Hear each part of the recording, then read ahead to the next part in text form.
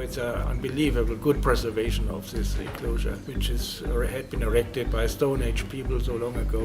Civilizations rise, civilizations fall. That pattern is etched into the stones of Turkey, and it was the secret Klaus Schmidt carried until his final breath. In July 2014, the German archaeologist who stunned the world with the discovery of Göbekli Tepe suddenly collapsed by a swimming pool.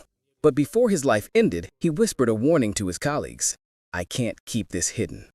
The world celebrated him as the man who uncovered the so-called world's first temple, a monument of carved pillars that seemed to mark the dawn of human civilization. Yet in private, Schmidt spoke about something far smaller, humbler, and infinitely more disturbing. Not Göbekli Tepe, but another site a few kilometers away, Gürcütepe. At first sight, Gürcütepe appeared unremarkable, just low mounds beneath modern homes near Şanlıurfa. But when Schmidt opened the soil, he didn't find temples or towering symbols of the divine. He found mud brick houses, domestic hearths, figurines roughly shaped by hand. This wasn't the birthplace of grandeur. It was evidence of survival after collapse. Modern excavations confirm his fear. Official projects under Turkey's Tepeler initiative show that Gürcütepe dates to the transition from Pre-Pottery Neolithic B to C, after Göbekli Tepe was buried, which means this was not humanity's beginning, but its restart. The first civilization had already cracked, and here lay its fragile recovery. Schmidt realized the truth. Our story isn't steady progress. It is rise, fall, and return. If collapse happened once, could it happen again? Gürcütepe never drew crowds like Göbekli Tepe. No tourist buses, no documentaries. Just 4 shallow mounds hidden beneath modern houses in Şanlıurfa. For years, people walked past without realizing they were brushing against history's most unsettling secret. When Schmidt first dug here in the 1990s, he expected modest finds. Instead, he uncovered traces of ordinary life: stone foundations, pisse walls, cooking hearths, and figurines. These weren't symbols of gods, they were symbols of survival. Families huddled together, carving crude tools, shaping figures from clay, feeding goats and sheep. Recent work by Turkey's Tepeler project confirms this wasn't just a small settlement. Gürcütepe consisted of multiple locales, 8 in total. Some were tells, some flat settlements, all showing people rebuilding after Göbekli Tepe's abandonment. This wasn't a place of ambition, it was a place of retreat. A society that once raised megaliths, now scraped for daily survival. Schmidt saw it not as progress, but as collapse, frozen in time. Why would a people capable of carving monumental pillars suddenly shrink back into mud brick huts? Civilization's story is usually told as a ladder. Hunters become farmers, farmers build cities, cities build empires. Göbekli Tepe fit neatly. Grand pillars, organized labor, the first temple of humanity. But Gürcütepe broke the pattern.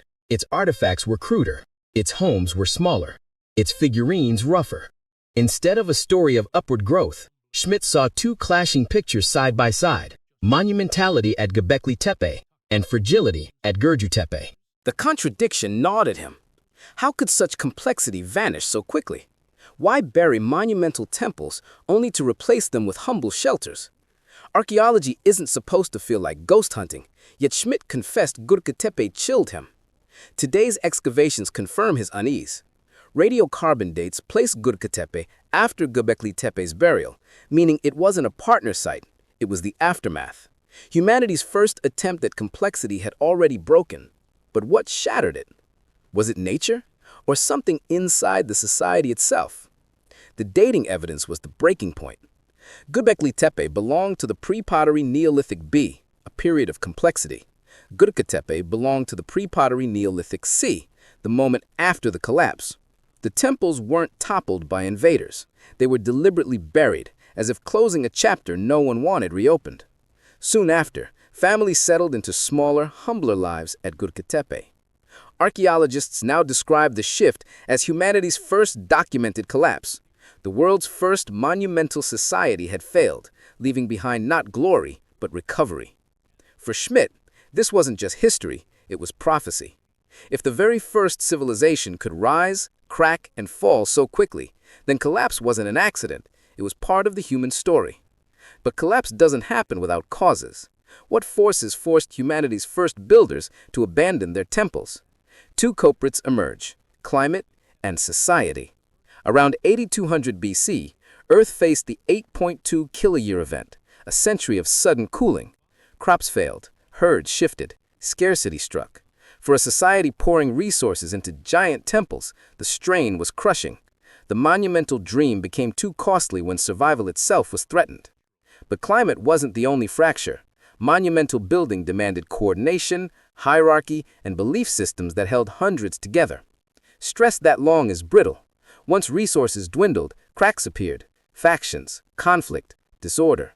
The choice was made: bury the pillars, abandon the temple, and shrink into simpler life.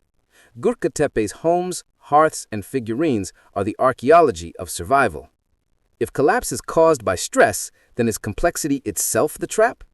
Schmidt's conclusion became what some now call the fragility thesis. The more complex a society becomes, the more vulnerable it is to shock.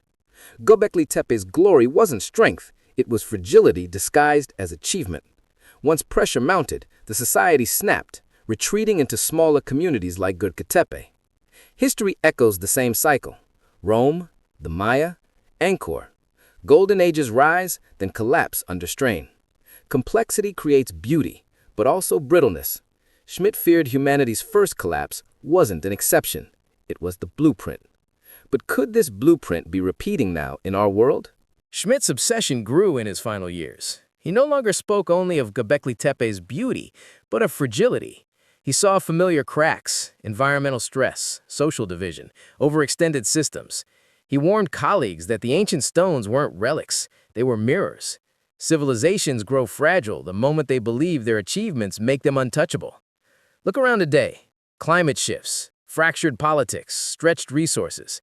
Doesn't it sound familiar? If the first civilization collapsed under these forces, why would ours be any different? Gürcütepe wasn't just aftermath, it was adaptation. The people didn't vanish. They rebuilt smaller, leaner, more domestic lives. Figurines replaced pillars. Kitchens replaced temples. That choice reveals something vital. Collapse is rarely the end. It is the reset button of history. People retreat, regroup, and begin again. But Schmidt feared we were too blind to learn. Instead of humility, we repeat ambition until collapse forces us back to survival. Which path are we on now? Wisdom or repetition? Every collapse has the same fingerprints: environmental shock, resource strain, social fracture. From Rome to Angkor, from the Maya to the Fertile Crescent, the pattern repeats. Schmidt realized the first collapse already contained the seeds of all others. Collapse isn't a rare tragedy, it's the rule. Civilizations grow, overreach, then crack. And our monuments today? Not stone circles, but glass towers, digital networks, global markets. They look strong, but they rest on fragile foundations. If the first pillars were buried, what happens when ours begin to fall? Before his death, Schmidt urged that Gobekli Tepe and Gürcütepe were not about the past. They were about us. Humanity's oldest temple collapsed under forces it couldn't control. Our modern world shows the same signs. The terrifying truth isn't that civilizations fall, it's that they always do. The question is never if, but when. And as we stand in our age of skyscrapers and sprawling systems, perhaps we are not rising higher. Perhaps we are standing where Gobekli Tepe once stood, on the edge of burial. Are we prepared to learn from Gürcütepe's warning? Or are we already living the next collapse?